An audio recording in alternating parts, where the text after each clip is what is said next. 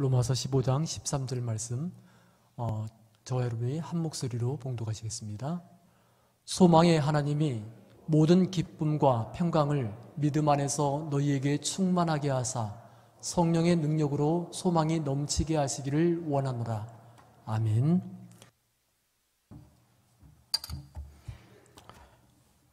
우리가 지금도 나라 전체가 슬픔에 잠겨 있습니다. 이태원에서 156명이라고 하는 젊은이들이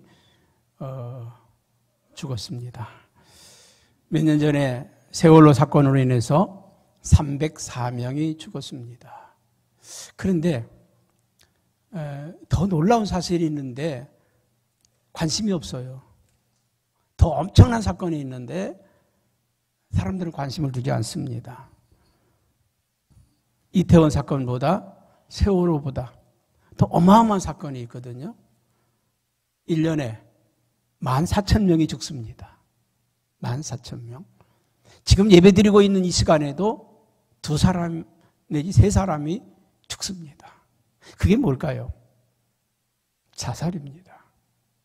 1년에 우리나라 한 해의 자살률이 14,000명, 38분에 1명씩 자살을 하고 있습니다. 선진국 기준인 OECD라고 하는 이 OECD 국가에서 우리나라가 단연 1등입니다. 10년 넘도록 우리나라를 제낄 나라가 없습니다. 무엇을요? 자살하는 일을 우리나라 앞설 나라가 없다는 거예요. 지금 우리나라가 굉장히 심각한 것 중에 하나가 바로 자살입니다. 한 해에 14,000명이나 대부분이 나이 많으신 분들보다 젊은 사람들이 많다고 합니다. 왜 사람들이 자살을 할까요? 꿈이 없기 때문에 그렇습니다. 꿈이 있는 사람은, 살아갈 이유가 있는 사람은 자살하지 않습니다. 여러분 전쟁통에서 자살하는 거 봤어요? 어떻게든 총알을 피하고 폭탄을 피하고 살아보려고 애를 쓰죠. 그런데 살만하니까, 괜찮아지니까 자살하는 사람이 많습니다. 먹을 것이 없어서가 아니라, 가난해서가 아니라, 힘들어서가 아니라 살아갈 이유가 없기 때문에 그렇습니다. 꿈이 없기 때문에 그렇습니다. 우리의 인생을 살다 보면 한 번쯤은 벼랑 끝에 설 때가 있습니다. 때로는 질병으로, 사고로, 실패로, 이혼으로, 또 여러 가지의 어려운 일들로 인해서 그 어려움을 감내할 수 없어서, 감당할 수 없어서, 혼자서 해결할 수가 없어서 자살이라고 하는 불행한 결정을 내리는 분들이 많습니다.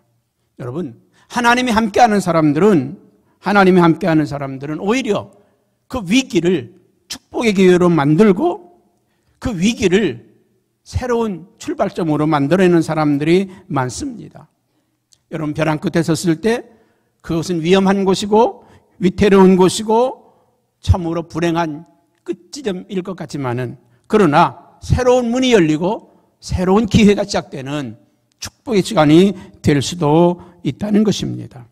오늘 로마서 15장은 사도 바울이 로마 교회에 보낸 편지의 하나의 결론입니다. 그러면서 그 중에서 13절에 있는 이 말씀은 로마 성도들을 향한 사도 바울의 간절한 소망이기도 하고 기도이기도 하고 부탁과 당부이기도 합니다. 우리 성도들이 이 세상을 살아가면서 꼭 간직해야 될 것 3가지가 있다. 그 간직해야 될 것은 보배로운 것이다. 소중한 것이다. 여러분, 우리가 보배라고 하면, 보화라고 하면 금, 은, 다이아몬드, 귀금속, 보석 이런 것만 생각하는데 그것보다 더 소중한 것이 영적인 것입니다. 그러면 사도 바울은 우리에게 어떤 보화를 간직하라고 말씀하고 있을까요? 그 첫째는 성도가 간직해야 될 보화는 소망이라는 것입니다. 오늘 13절에 보니까 이렇게 말씀하고 있습니다. 소망의 하나님이, 여러분, 우리 하나님은 어떤 하나님이라고요? 소망의 하나님이라는 거예요. 소망의 하나님.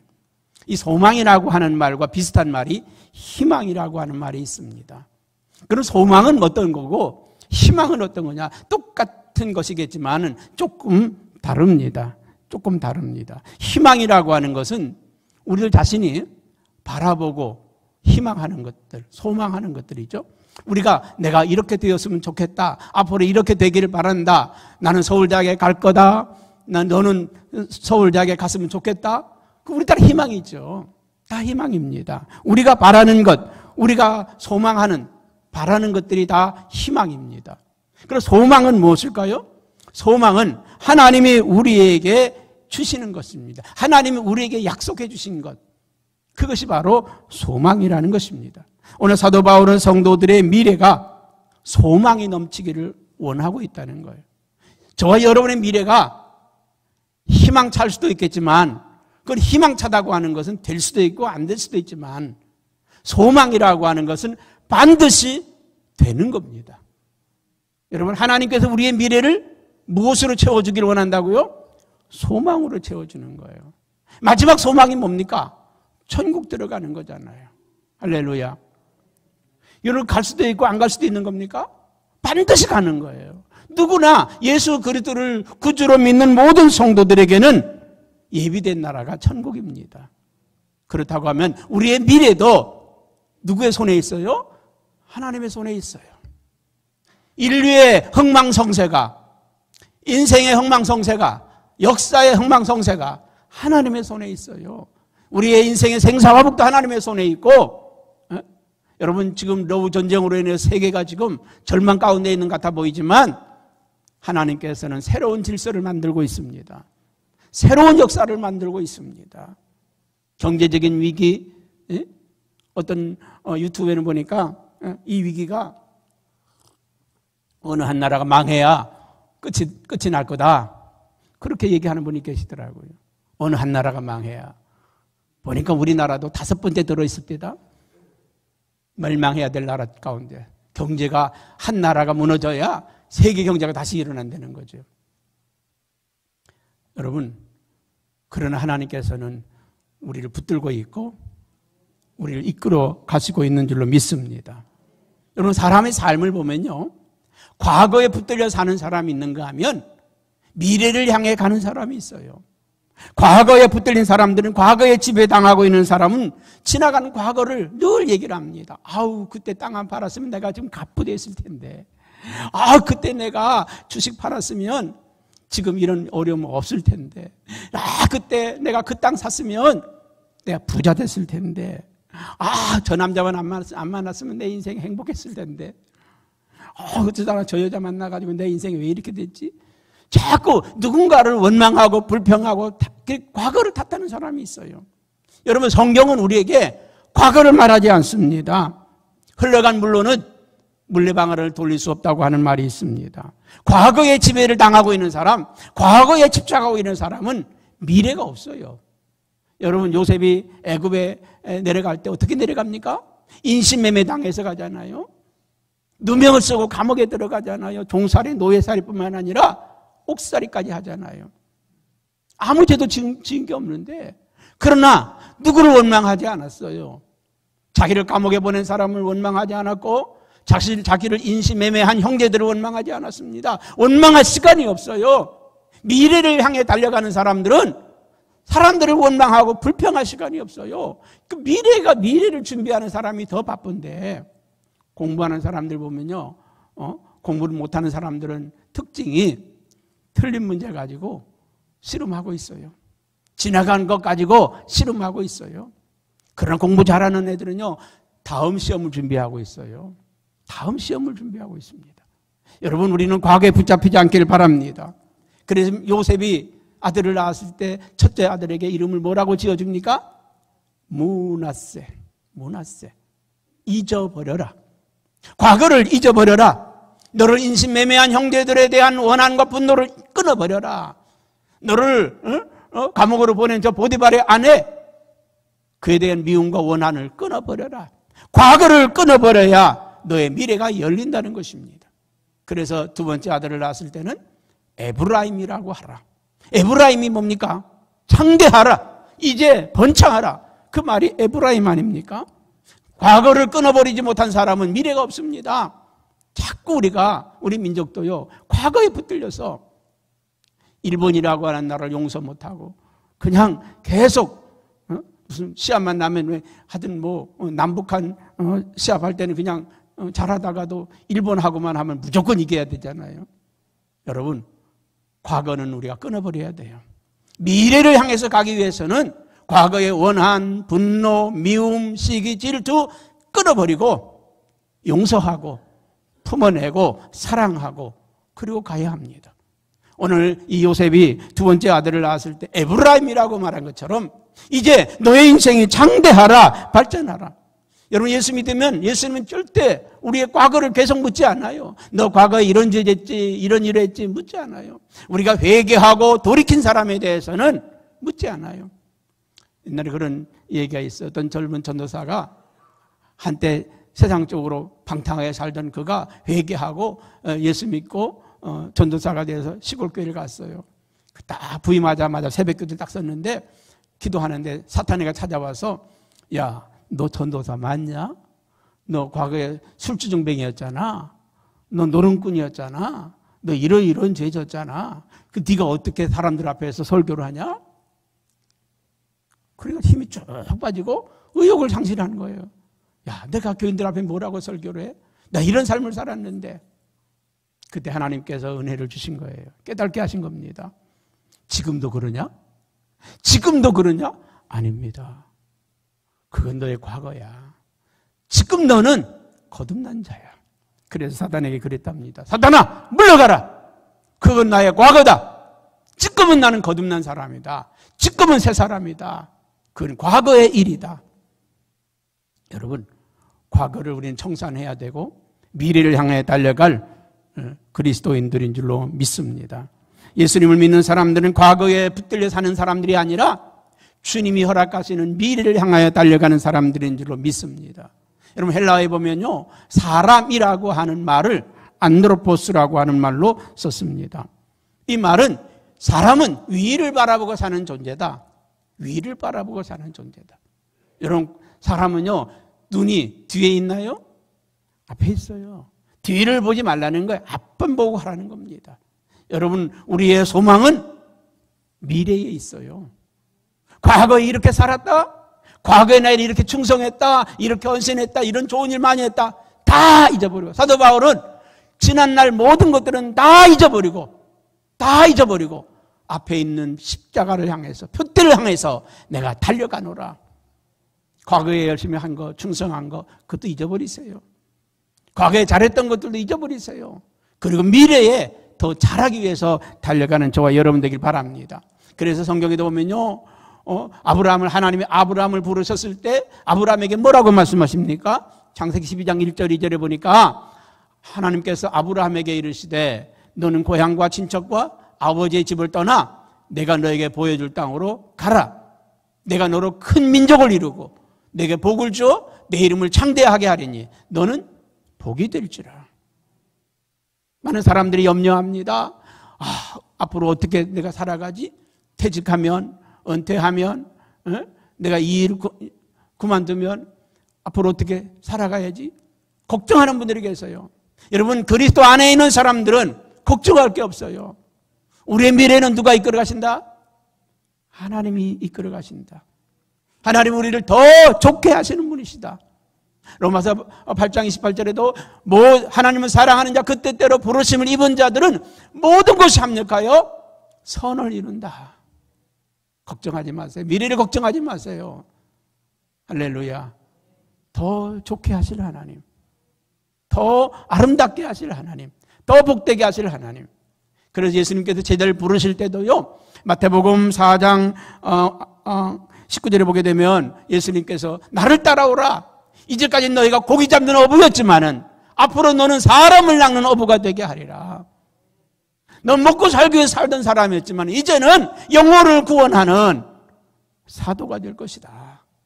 여러분, 하나님께서는 우리를 더 귀하게 쓰기를 원하시고 더 복되게 사용하시기를 원하십니다. 우리는 희망만 가지고 살지 마시고 소망을 가지고 살기 바랍니다. 그 소망이 하나님의 약속이고 하나님의 부르심이고 하나님의 말씀입니다. 그래서 우리가 말씀을 붙드는 사람들은 소망을 얻게 돼요. 세상에서는 희망을 갖지만 우리가 말씀 안에서 소망을 얻게 됩니다. 그 소망은 하나님의 약속, 하나님의 말씀에 근거한 소망이지 않습니까? 오늘 저와 여러분 부르신 하나님은 우리의 미래를 복되게 하시기를 원하십니다. 두 번째로는 우리 성도가 간직해야 될 둘째 보화가 뭡니까? 우리 15장 13절 한번 같이 한번 읽어볼까요? 소망의 하나님이 모든 기쁨과 평강을 믿음 안에서 너희에게 충만하게 하사. 오늘 우리에게 기쁨을 주시기를 원하십니다. 기쁨. 여러분, 성경은 우리에게 기뻐하라고 말합니다. 여러분, 기쁨이라는 말과 비슷한 게 행복이라고 하는 말이 있어요. 행복이라고 하는 것은요, 뭐에 좌우될까요? 상황과 환경에 좌우됩니다. 좋은 환경이 주어지면 행복하죠. 그렇죠? 좋은 집이 생겼어요. 좋은 차가 생겼어요. 아니면 보너스를 1000% 받았어요. 아니면 사업이 잘 돼가지고 막 돈이 막 들어왔어요. 그럼 행복하죠.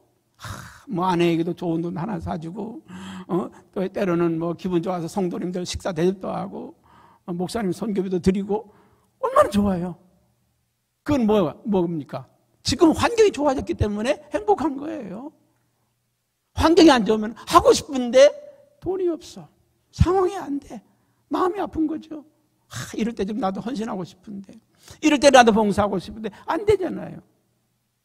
힘들잖아요. 여러분, 행복이라고 하는 건요, 상황과 환경에 따라서 행복해질 수도 있고 불행해질 수도 있어요. 근데 기쁨이라고 하는 건 상황과 환경이 상관없습니다. 그 성경 보면 사도 바울이 뭐라고 말합니까? 데살로니가서 5장 16절에는 항상 기뻐하라. 항상 기뻐하라.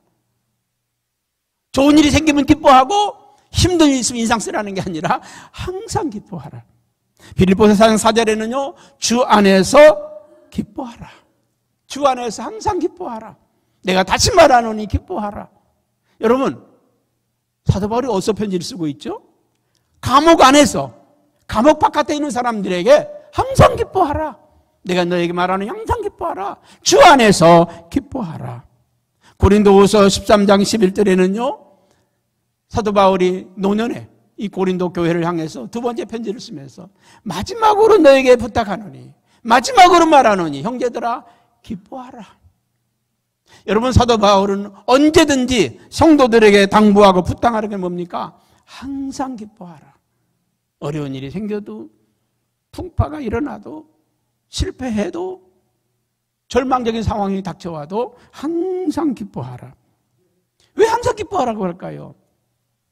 그 다음에 좋은 일이 있기 때문에 그래요. 그 다음에 더 좋은 일이 기다리고 있기 때문에 그렇습니다.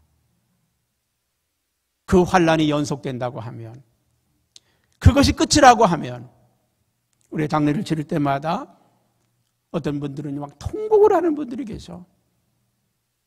그래서 속으로 그런 생각이 들어요. 당신은 통곡을 해도 싸지. 왜요? 그게 마지막이니까. 끝이니까. 그럼 우리 그리스도인들은 슬픔 가운데도 희망이 있는 게 뭡니까? 천국 가서 다시 만날 거잖아요. 다시 만날 수 없는 사람들이라고 하면 정말 땅을 치며 통곡해도 당연해. 당연해. 그러나 우리는 다시 만날 거잖아요. 다시 만날 건데 통곡할 일 없잖아요. 잠깐의 헤어짐 속에서 아쉬움은 있어요. 눈물은 있어요. 그러나 우리는 영원한 이별이 아니기 때문에 땅을 치며 통곡하지 말아야 될 이유가 거기에 있는 줄로 믿습니다. 미국에 어느 선교단체에서는요, 선교사님 보낼 때 뭘 보느냐? 어떤 학교를 나왔느냐, 은사를 받았느냐, 능력을 받았느냐, 후원자가, 그런 거 보지 않고 저 사람 속에서 정말 미소가 있는가, 웃음이 있는가, 기쁨이 있는가, 그걸 본다는 거예요. 다른 거 다 제껴놓고 유머가 있는가, 사람이 이런 기쁨이, 즐거움이 그 안에 있는가. 우리가 일을 하면서도 보면요, 교회 안에서도 일을 하면서 신나게 일을 하는 사람이 있어요. 재미있게 일을 하는 사람이 있어요. 그런 사람은 참 보기 좋아요. 조금 있으면 우리 김장도 하잖아요. 김장할 때 보면 다 표가 나요. 아주 찬송 부르고 노래 부르며 재미있게 일하는 사람이 있는가 하면 어떤 사람은 빨리빨리 해, 시간도 없는데 급해. 그런 사람 오지 말았으면 좋겠어. 교회는 재미있게 해야지요. 할렐루야. 즐겁게 해야 돼. 재미있게 하고 즐겁게 해야지. 무슨 우리가 김장해서 돈 벌 일이 있습니까? 그리고 얼마나 우리가 빨리 하는지 점심시간이면 다 끝나. 이게 저녁까지 가야 저녁도 얻어먹고 그러는데, 여러분, 하나님의 일을 하면서요, 즐겁게 해야 돼요. 무슨 일을 하든지 재밌게 하고 신나게 일을 하는 저와 우리 모두가 되기를 주님의 이름으로 축복합니다. 우리 성도들이 기뻐해야 될 이유가 뭘까요? 왜 우리가 기뻐해야 합니까? 우리는 죄 용서 받았기 때문에 그렇습니다. 시편 103편에 보게 되면 내 영혼아 여호와를 찬양하라. 내 모든 것들아 그의 이름을 송축하라. 저가 내 모든 죄를 사하셨기 때문이다. 우리의 모든 죄를 사하셨기 때문에 우리의 영혼은 기뻐하고 즐거워하고 찬양하라. 여러분, 첫 번에 은혜 받은 분들 보면요, 너무 신나가지고 막 춤을 추고 덩실덩실 춤을 추고 막 좋아하잖아요. 그 기쁨이 어디서 올까요? 죄 사함에서 오는 것입니다. 여러분, 우리 그리스도인들은 이 죄 사함의 은혜, 은총이 있을 때 기쁨이 있어요. 여러분 안에 우리 주님이 모든 죄를 사하셨다고 하는, 우리의 모든 죄를 해결하셨다고 하는 이 큰 은총이 있기를 바랍니다. 두 번째로는요, 주님의 돌보심을 받기 때문에 그렇습니다. 지금 어려운 일을 당해도, 지금 고난을 당해도 나를 돌보시고 지키시는 분이 주님이시다. 주님이 나와 함께 하신다. 이게 있기 때문에 우리가 기쁨이 있는 거잖아요. 슬퍼할 이유가 없는 이유가, 왜? 주님이 나와 함께 하셔. 나를 도와주셔. 언젠간 우리 손주아이가 뭘 잊어버려가지고 막 걱정하지 마. 할아버지 사줄게. 그거 없어도 괜찮아. 더 좋은 거 사줄게. 그런데 얘는 잃어버린 것 때문에, 이런 것 때문에 아쉬워하죠. 여러분, 우리 잃어버린 것 때문에 아쉬워할 거 없어요. 주님이 더 주실 수 있는 분이에요. 얼마든지 주실 수 있는 분이에요. 넘치도록 주실 수 있는 분이에요. 할렐루야. 우리는 잃어버린 것 때문에, 그것 때문에 실망하거나 낙심하지 마세요. 하나님은 얼마든지 더 좋은 것을 주실 수 있다. 넘치도록 주실 수 있다. 풍성하게 주실 수 있는 분이시다. 할렐루야. 사도바울은 감옥 안에서도 그렇게 기뻐하고 즐거워한 이유가 뭡니까? 그 안에 주님이 계시기 때문에. 여러분, 다윗도 그런 고백하잖아요. 내가 사망의 엄청난 골짜기를 다닐지라도 해를 두려워하지 않을 것은 주께서 나와 함께 하심이기 때문이다. 여러분, 지옥이 어디고 천국이 어디입니까? 살기 좋은 데가 천국이고 살기 어려운 데가 지옥입니까? 아니에요. 주님이 계신 곳이 천국이고 주님이 없는 곳이 지옥입니다. 지옥이에요. 어떤 연예인이 아주 우리나라 재벌집에 시집을 갔습니다. 많은 사람들이 와 좋겠다, 저렇게 돈 많은 집에 가서 저렇게, 그런데 그게 행복일까요? 어떤 사람은 그게 지옥이었다는 거죠. 돈이 많은데, 재벌인데 마음껏 돈도요 어느 정도 이상이 되면요 이게 돈이 아니에요. 돈이 아니에요. 정말 필요한 만큼 있을 때 그게 돈이지. 만약에 그 이재용이처럼 말이죠, 몇십조 몇백조를 가지고 있는 재벌이다, 그 사람들은 돈의 의미가 없어요. 돈의 의미가 없어. 우리는 돈 100만 원만 있어도 이걸 가지고 어디다 쓸까? 어떻게 사용할까? 그게 행복한 거예요. 그게 그때가 행복한 거예요. 뭐 이재용이는 월급도 안 받는 데잖아요. 월급 받는 의미가 없어요. 자기가 가지고 있는 주식에서 나오는 그 배당금만 해도 월급하고는 비교도 안 될 텐데. 그러니까 삼성이라는 회사를 잘 키우는 게 자기가 돈 버는 방법이잖아요. 여러분, 행복이라고 하는 건 많이 가졌다고 행복하는 것도 아니고 많이 있다고 하는 행복한 게 아니에요. 여러분, 우리의 기쁨은 주님이 나를 돌보시고 계시다. 주님이 나와 함께 하신다. 주님이 지금 나와 함께 하신다고 하는 이 사실이 우리에게 기쁨이라는 것입니다. 그리고 세 번째로는요, 우리의 미래가 보장되어 있기 때문에, 우리의 미래가 소망으로 가득 차기 때문에 그렇습니다. 현재도 지금도 하나님의 은혜로 살고 있지만 앞으로 나의 미래는 하나님이 더 좋게 해주실 것이다. 아멘. 저도 그런 생각을 해봐요.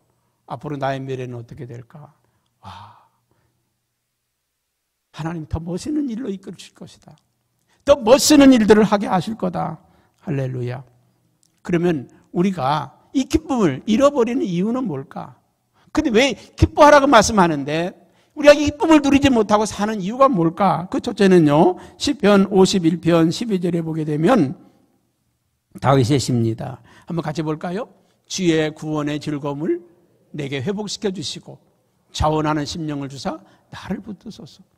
다윗이 그 기쁨을 잃어버린 이유가 뭐냐면 죄를 범하고 나니까 기쁨이 사라져 버렸어요.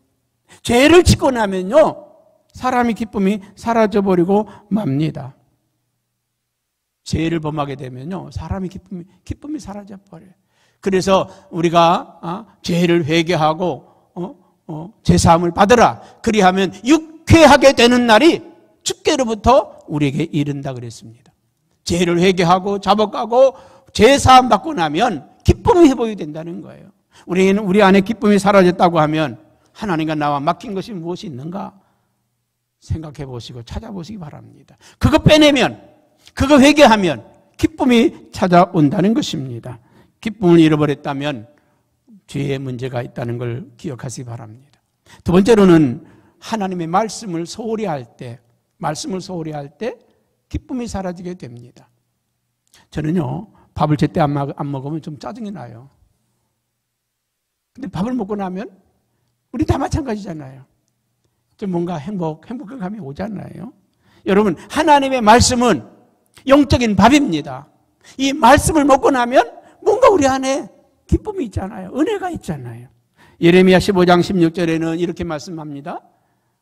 나는 주의 이름으로 일컬음을 받는 자라. 내가 주의 말씀을 얻어먹었사오니 주의 말씀은 내게 기쁨과 내 마음의 즐거움이니이다. 이 말씀을 먹고 나니까 내 안에 기쁨이 솟아나고 즐거움이 솟아났다는 것입니다. 여러분, 하나님의 말씀은 생명의 양식입니다. 밥을 먹고 나면은 뭔가 뿌듯하고 뭔가 이렇게 행복한 것처럼 하나님의 양식, 하나님의 말씀, 생명의 양식이 우리 안에 들어오면 우리 안에 영적인 기쁨이 살아난다는 것입니다. 우리가 설교를 듣다가도요, 여러분이 아는 말씀을 목사님이 하잖아요. 그럼 반응이 어때요? 막 따라해지기도 하고요, 같이 암송되기도 하고요, 뭔가 기분이 들려요. 그런데 전혀 들어보지도 않은 말씀을 하잖아요. 그 뭔 말을 하는 거예요? 이해도 안 되고. 여러분, 하나님의 말씀이 우리 안에 생명이 될 때 기쁨이 온다는 것입니다. 세 번째는 기도를 쉴 때 기쁨이 사라지게 됩니다.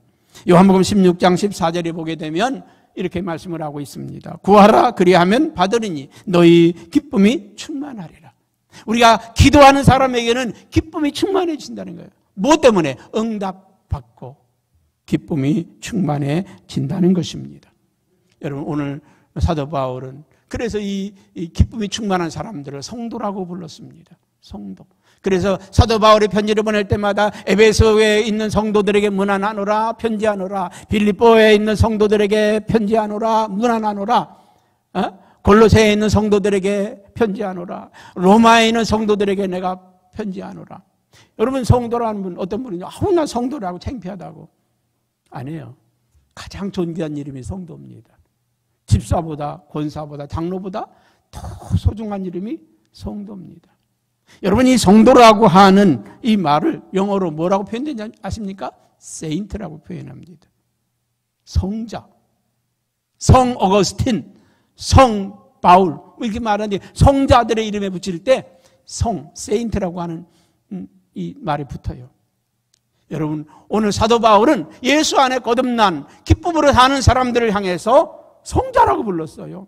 오늘 이 예수님의 은혜로 말미암아 기쁨으로 살아가는 저와 여러분들을 이 땅에 살고 있지만 하늘에 속한 사람들, 이 세상의 풍파에 휩쓸리면서 여러 가지 어려움 가운데 있지만은 그런 하늘 소망을 붙들고 사는 저와 여러분들을 성도라고 부른다는 거예요. 오늘 성도에 맞는 걸맞는 삶을 살아갈 수 있길 바랍니다. 세 번째 우리에게 주신 소망이 있습니다. 보화가 있습니다. 그게 뭡니까? 평강입니다. 평강. 우리 13절 다시 한번 볼까요? 소망의 하나님이 모든 기쁨과 평강을 믿음 안에서 너희에게 충만하게 하사 평강이 충만하기를 원한다는 것입니다. 여러분 우리나라 참 인사는요 성경적인 인사입니다. 뭐라고 하죠? 안녕하세요. 평안하냐 그 말이에요. 이스라엘 사람들을 만나면 샬롬. 샬롬이 뭐예요? 평안입니다. 평안. 이 평안이라고 하는 것은 걱정이 없는 상태, 편안한 상태를 말하는데 이 평강이라고 하는 건 평안, 평화, 평강 다 이런 걸 포함하고 있는 말입니다. 이 세상의 평안은 잠깐입니다. 순간적입니다. 어느 순간에 이거 뒤집어질지 모르는 게 세상의 평안입니다. 그래서 사람들은 그 평안을 얻기 위해서 뭔가 취해봐요. 술에 취하고 마약에 취하고 노름에 취하고 도박에 취하고 그래서 뭘 잊어버려 보려고 하는 거죠. 여러분 오늘 이 세상은 우리에게 기쁨을 빼앗아가고 평안을 빼앗아가고 또 우리로 하여금 소망을 잃게 만드는 것이지만 하나님은 우리에게 이 소망이 가득하기를 원하고 이 기쁨이 가득하기를 원하고 이 평강이 너에게 충만하기를 원하노라. 우리가 이 세상을 살아가면서요 이 세 가지 보화를 가지고 살아가는 사람들은 행복한 사람들입니다. 소망이 가득하고 기쁨이 가득하고 아멘 안 하는 거 보니까 여러분 상관없는가 보죠? 소망이 가득하고 미래의 소망이 가득한 사람들은요 늘 행복해요. 기뻐요. 기쁨이 가득하고 할렐루야. 인상 쓰면서 사는 것보다는요 기뻐 사는 게 낫잖아요. 제가 미국에 처음에 갔을 때 90몇 년인가 갔는데 엘리베이터를 탔는데 예쁜 그 미국 아가씨가요 나를 싹 보더니 윙크를 하더라고요. 쎄 웃어주더라고요. 그 여자가 나를 좋아하는 줄 알았어요. 그 다음에 할머니가 딱 탔는데 쎄 웃어주더라고요. 할머니도 나를 좋아하시네. 보니까 미국 사람들은요 아는 사람이든 모르는 사람이든 타면은 인사하고 웃어주고 반겨줘. 야 미국이라는 게 다른 게 여기 있구나. 누구를 만나도 웃어주고 방긋 웃어주고요. 저는 가끔 가다가 저희 엘리베이터 탔다가요 무안할 때가 많아요. 나도 좀 착하게 살아보려고 인사를 해요. 누구 타든지 안녕하세요. 근데 보면 대부분은 10명 중에 9명은요 같이 인사합니다. 또 어떤 사람은요 무안해도 어쩔 줄 몰라. 내가 안녕하세요 하고 인사했는데 딱 쳐다보는. 아니 내가 알아서 인사하는 게 아니라 같은 아파트에 사니까 인사하는데 인상을 팍 쓰고요. 그래서 오늘 꼭 그렇게 살아야 되나? 그냥 한번 같이 인사해 주면 안 되나? 여러분 우리가 사는 세상에요 좀 행복하게 사는 게 좋잖아요. 먼저 인사해 주고 먼저 웃어주고 그 얼마나 행복합니까? 할렐루야. 그럴 때 뭐가 와요? 평안이 와. 나는 지금도 수십 년이 지났는데도 마음에 뭔가 캥기는 게 하나가 있어요. 제가 서울에 처음 왔을 때 이모님 댁에 가서 하룻밤을 잤습니다. 그래서 이모님이 가서 인사하고 다 절개하고 사촌 방에 가서 같이 자라고 이렇게 이불 자리를 이렇게 두 자리를 펴줬어요. 그래서 12시가 지났어요. 근데 뭔가 막 잠을 자려고 하는데 잠을 막 들었는데 누가 들어오는 거야. 막 지금 잠이 들었는데 눈을 떠야 되나 말아야 되나 순간 고민을 했어요. 그때 벌떡 일어나서 아유 반갑다고 나 누구라고 그러고 잤으면 편안한 잠을 잤을 텐데 그 사촌 친구가 들어와서 잤는데 저는 눈 안 뜨고 그냥 잤어요. 그리고 그 사촌은 조금 있으니 한 20-30분 지나니까 코를 골면서 자더라고요. 난 밤새 잠 못 자는 거예요. 밤새. 아니 아까 눈 뜨고 인사했으면 그냥 편하게 잤을 텐데 나는 그날 밤에 한 6, 7시간 자면서요. 그렇게 불편해 본 적이 없어요. 그 다음날 아침에 내가 잠들어서 미안해. 그런데도요. 그날 밤에 내가 인사하지 못하고 잤던 게 몇십 년이 지났는데도 40년 이상이 지났는데도 뭔가 마음에 남아있어. 뭔가 그날 밤에 내가 인사하고 잘걸. 괜히 자는 척 해가지고 불편했어. 여러분 마음에 평안이 없으면요. 살아가는 게 불편해. 우리가 교회 와도 옆에 사람하고 인사 한번 하고 나면은 예배 시간 내내 편안한데 인사 한번 안 하고 앞에만 쳐다보고 있으려고 하니까 중간에 인사할 수도 없고 불편하잖아요. 여러분 평안의 삶을 살아가시기 바랍니다. 이웃과 부딪힘이 없고 또 사랑하는 형제들과 부딪히지 않고 잘 사는 게 중요하지. 그거 조금 더 얻겠다고, 그거 조금 더 내가 양보하지 않아서 그냥 내 편하게 살겠다고 불편하게 살면 얼마나 힘들겠습니까? 오늘 성경은 우리에게 말한 모든 기쁨과 평강을 믿음 안에서 너에게 충만하게 하라. 이 평안이 충만한 삶이 되기를 주님의 이름으로 축복합니다. 어떻게 살아야 평강을 누릴 수 있을까? 빌립보서 4장에 보니까 이렇게 말씀을 하고 있습니다. 빌립보서 4장 8절 9절 한번 천천히 볼까요? 끝으로 형제들아 무엇에든지 참되며 무엇에든지 경건하며 무엇에든지 오르며 무엇에든지 정결하며 무엇에든지 사랑받을 만하며 무엇에든지 칭찬받을 만하며 무슨 덕이 있든지 무슨 기림이 있든지 이것들을 생각하라. 너희는 내게 배우고 받고 듣고 본 바를 행하라. 그리하면 평강의 하나님이 너희와 함께 하시리라. 무엇에든지 정직하고 바르고 옳게 사랑받을 만하게 칭찬받을 만하게 하라. 그러면 너희가 평안하다. 이 평안은 그냥 얻어지는 게 아니에요. 그냥 혼자서 평화로다. 이게 평화 그랬다고 오는 게 아니에요. 형제들과 담이 무너져야 돼요. 이웃과 담이 무너져야 돼요. 그래야 평화가 오는 거예요. 혼자서 살겠다고 그냥 신경 안 쓰고 살면 그 사람은 평화가 아니에요. 신창원이라고 하는 사람이 옛날에 90년대에 한번 난리 쳤잖아요. 탈옥을 해가지고 2년 넘도록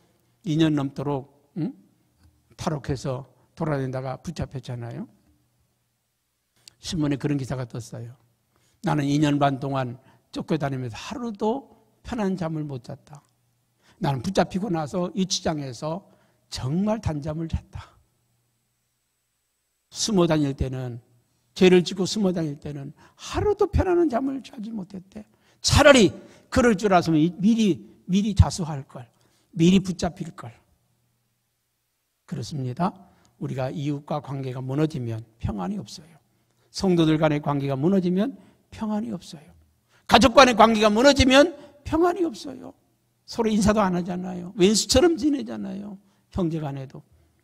여러분, 무엇이든지 정결하고 무엇이든지 참되고 무엇이든지 옳고 주님께 배우고 듣고 본 바를 행하며 지켜 살아가면 평강의 하나님이 너희를 지켜주시리라. 평강의 하나님이 너희와 함께 하시리라. 이 보화를 우리가 무엇과 바꾸겠습니까? 돈으로 얻겠습니까? 땅으로 얻겠습니까? 뭘로 얻겠습니까? 하나님이 주신 말씀으로 우리 보화 간직하고 살아가기를 주님의 이름으로 축복합니다. 기도합니다.